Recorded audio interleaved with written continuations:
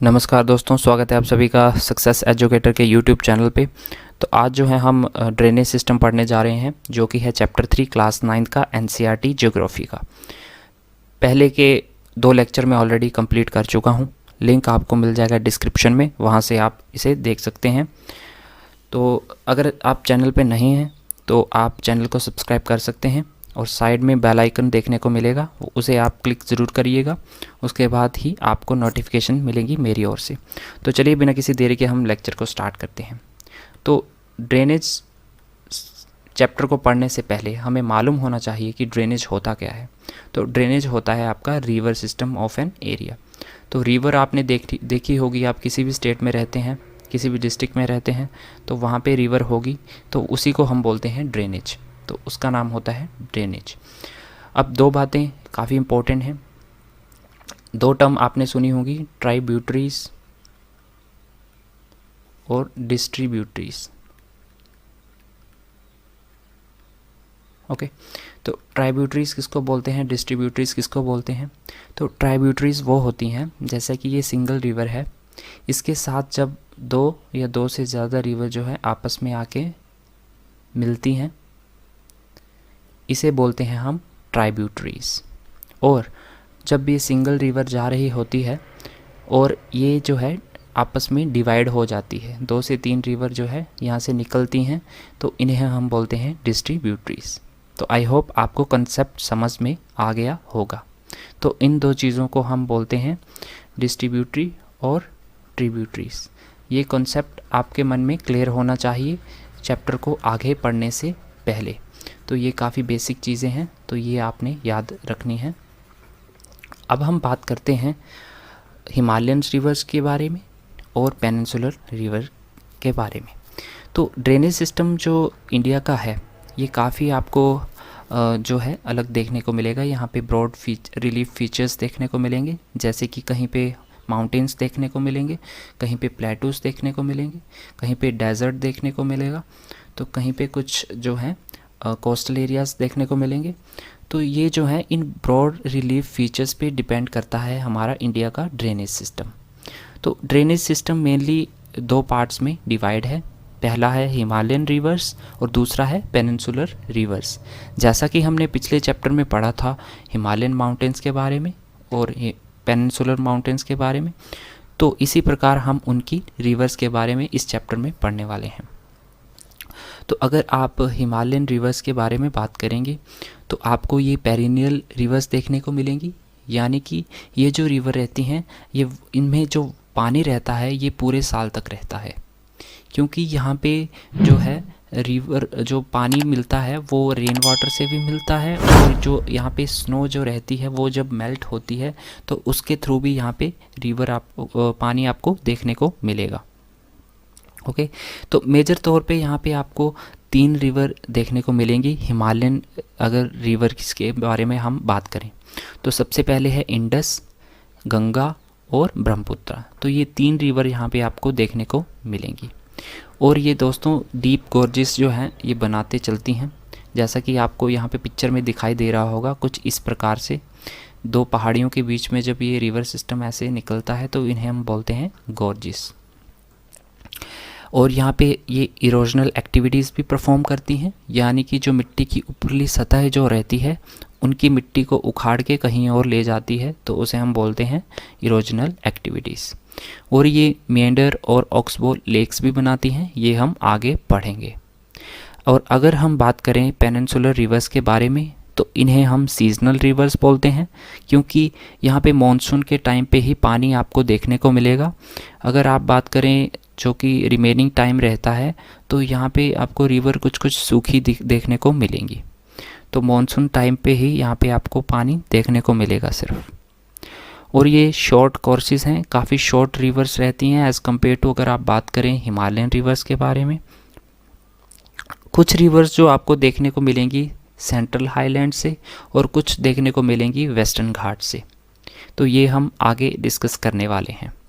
अगर आप central highlands के बारे में बात करें तो यहाँ पे रिवर की डायरेक्शन जो रहती है तो ईस्ट से वेस्ट की ओर रहती है। ओके, तो ये आप याद रखेंगे। उसके बाद अगर आप वेस्टर्न घाट्स की बात करें तो ये वेस्ट टू ईस्ट की ओर बहती हैं। तो सेंट्रल हाईलैंड्स की जो रिवर रहती हैं तो ये इनकी डायरेक्शन जो है आपको ईस्ट टू वेस्ट देखने को मिलेगी, और वेस्टर्न घाट्स की जो है वेस्ट टू ईस्ट देखने को मिलेंगी। सबसे पहले हम कवर करते हैं इंडस रिवर सिस्टम के बारे में। तो देखिए, ये सबसे पहले जो है ये तिब्बत से निकलती है। तिब्बत कहाँ पे है, यहाँ पे आप मैप में देख सकते हैं। यहाँ से ये रिवर जो है निकलती है, जिसे हम बोलते हैं लेक मानसरोवर। लेक मानसरोवर से जो है ये रिवर निकलती है, और उसके बाद ये इंडिया में कहाँ पे एंटर करती है। अगर हम एंट्री पॉइंट की बात करें तो ये लद्दाख में जो है इंडिया में एंटर करती है। यहाँ पे आप देख पा रहे होंगे ये वाला रीजन जो है, ये लद्दाख वाला रीजन, यहाँ पे ये एंटर करती है। और यहाँ पे जो है ये पिक्चर्स गॉर्जेस बनाती हैं, जैसा कि आप पिक्चर में देख पा रहे होंगे। इस तरह के गॉर्जेस यहाँ पे आपको देखने को मिलेंगे। और अगर हम बात करें इनकी ट्राइब्यूटरीज़ के बारे में, तो लद्दाख वाले रीजन में आपको इनकी ट्राइब्यूटरीज़ जो रहती हैं ये देखने को मिलेंगी। जास्कर, नुब्रा, श्योक और हुंजा। तो ये जो चार जो हैं इसकी ट्राइब्यूटरी देखने को मिलेगी आपको लद्दाख वाले रीजन में, जो कि कश्मीर रीजन में आपको ज्वाइन करती हुई मिलेंगी। कुछ तो कश्मीर रीजन में देखने को मिलेंगी और कुछ जो है लद्दाख वाले रीजन में। और ये जो रिवर है इंडस जी आपको बाल्टिस्तान गिलगिट वाले रीजन में भी देखने को मिलेंगी, यानी कि ये वाला रीजन जो है यहाँ पे भी आपको देखने को मिलेगी, जो कि पाकिस्तान ऑक्युपाइड कश्मीर के एरिया में आता है। इसके बाद अगर आप इसकी मेन ट्राइब्यूटरीज़ की बात करें तो यहाँ पे आपको 5 प्रकार की जो हैं इसकी मेन ट्राइब्यूटरीज़ जो हैं देखने को मिलेंगी, जो कि है सतलुज, ब्यास, रावी, चिनाब और एक है झेलम। तो ये जो हैं 5 जो है मेन ट्राइब्यूटरीज़ आपको देखने को मिलेंगी, जो कि आपको यहाँ पे आपको देखने को दिखाई दे रहा होगा। यहाँ पे देखिए पहले पे इंडस है, यहाँ पे झेलम है, ये रावी है, ये सतलुज है, ये ब्यास है आपको। और जब ये रिवर जो है ये साउथवर्ड यहाँ पे आपको देखने को मिलेगी, यहाँ पे जाके जब ये सारी रिवर आपस में मिलती हैं, ये वाले रीजन को बोलते हैं मिठानकोट। मिठानकोट ये वाला रीजन आपका पाकिस्तान में आता है। तो यहाँ पे जाके जो है ये सारी रिवर्स आपस में मिलती हैं, और यहाँ से जो है ये नीचे जो बह जाती हैं कराची वाले रीजन में। कराची जो पाकिस्तान में है अरेबियन सी में, तो ये अरेबियन सी में एट द एंड ये गिर जाती हैं। ओके, तो कराची जो है कराची से साथ लगते हुए ये अरेबियन सी में चली जाती हैं। तो अगर आप इसकी लेंथ की बात करें तो लेंथ आपको देखने को मिलेगी 2900 किलोमीटर। तो ये जो है इसकी टोटल लेंथ है इंडस रिवर की।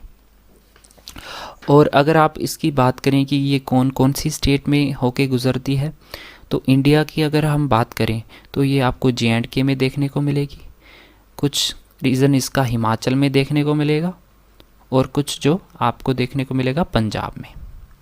तो ये जो है 3 स्टेट्स जो हैं इंडिया की, यहाँ से आपको ये रिवर जो है बहती हुई देखने को मिलेगी, और बाकी का रीजन जो है इसका पाकिस्तान में देखने को मिलता है। अगर आपने पढ़ा होगा या फिर सुना होगा 1960 में जो है यहाँ पे इंडस वाटर ट्रीटी हुई थी।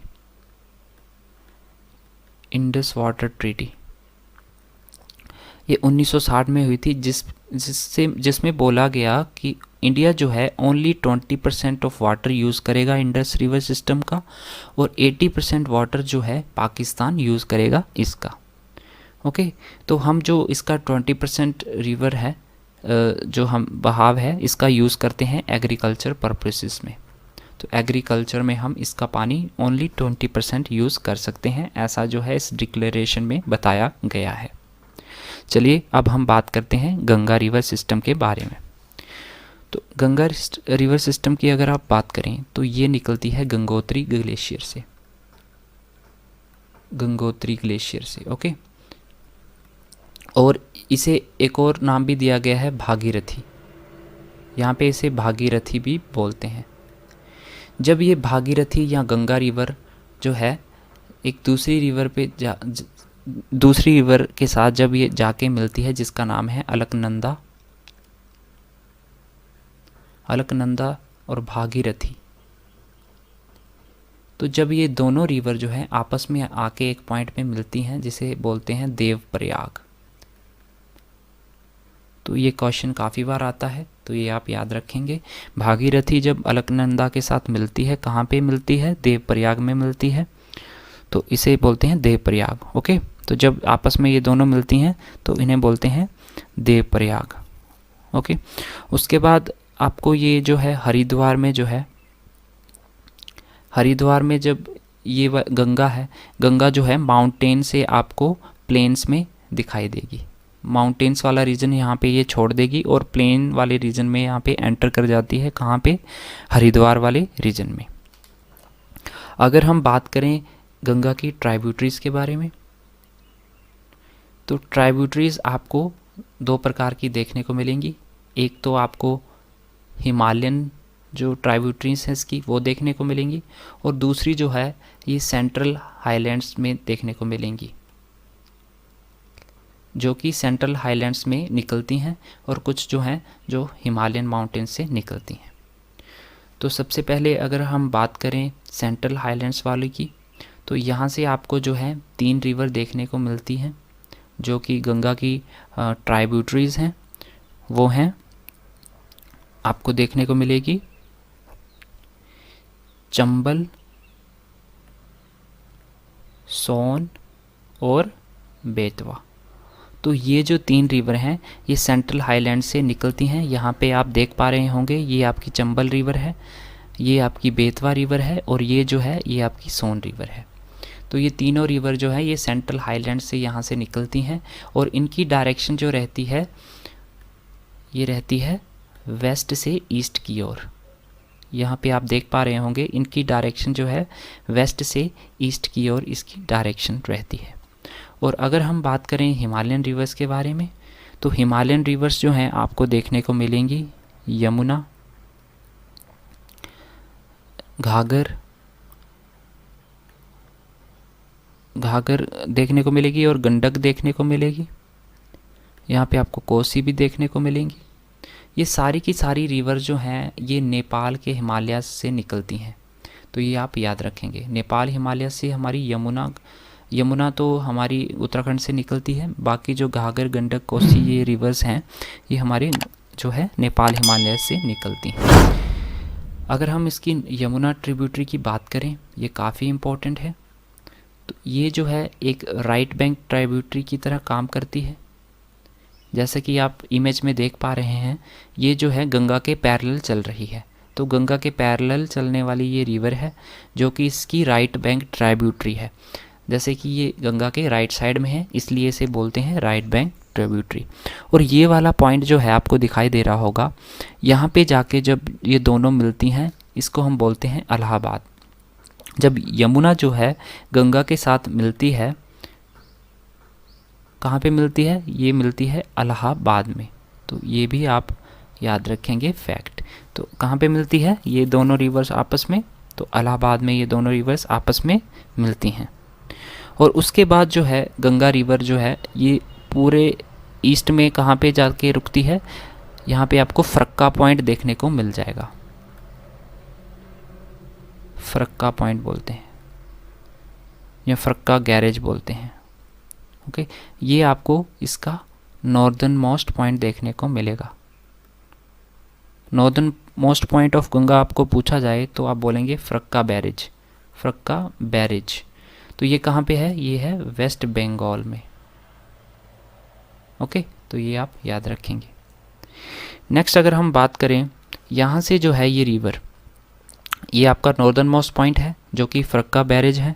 उसके बाद ये साउथवर्ड नीचे को चली जाती है, और कुछ जो इसका जब ये बांग्लादेश में एंटर करती है, तो जब ये रिवर बांग्लादेश में एंटर करती है और जब ये दूसरी साइड से ब्रह्मपुत्र रिवर के साथ जब है आपस में मिलती है, बांग्लादेश के रीजन में, तब इन दोनों रिवर को मिला के बोलते हैं मेघना।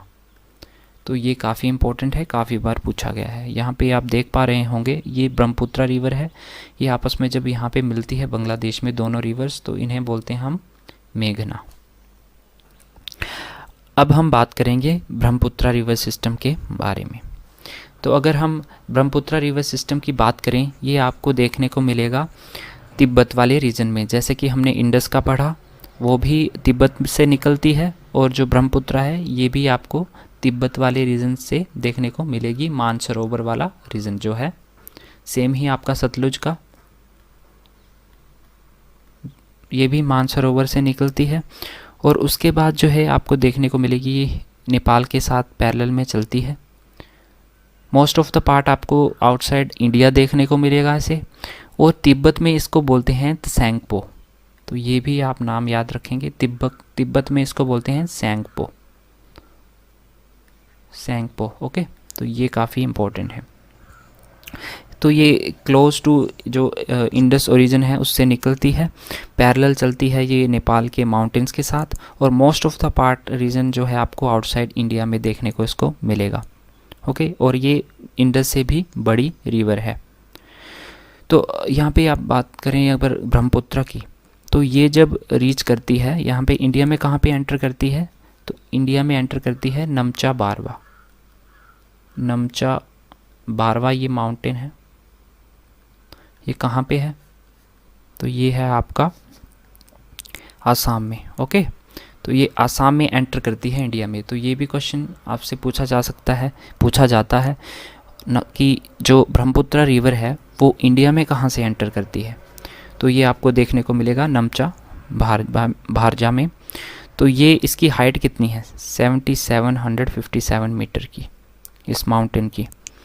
तो ये आपका है जो आसाम में। यहाँ से ये यू टर्न ले लेती है, यहाँ पे आप देख पा रहे होंगे, यहाँ से ये यू टर्न लेती है रिवर,